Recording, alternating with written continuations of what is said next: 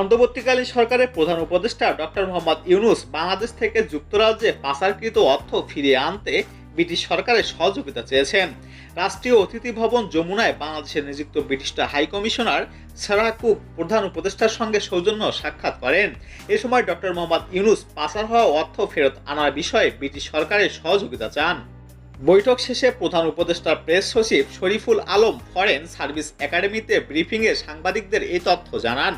শফিকুল আলম বলেন, আমরা বৈশ্বিক বিভিন্ন প্রতিষ্ঠানের মাধ্যমে জানি যে শেখ হাসিনা সরকারের সময় বাংলাদেশ থেকে প্রচুর টাকা পাচার হয়ে গেছে।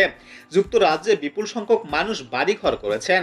পাচার হওয়া এই বিপুল পরিমাণ অর্থ কিভাবে ফেরত আনা যায় সেই বিষয়ে ব্রিটিশ সরকারের সহযোগিতা চেয়েছেন ডক্টর মোহাম্মদ ইউনূস।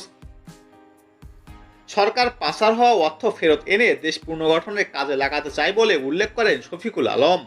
এছাড়াও British high commissioner Sarah Cook ছাড়াও জাপানের রাষ্ট্রদূত ইয়ামা কিরিনোনি প্রধান উপদেষ্টার সঙ্গে সৌজন্য সাক্ষাৎ করেন।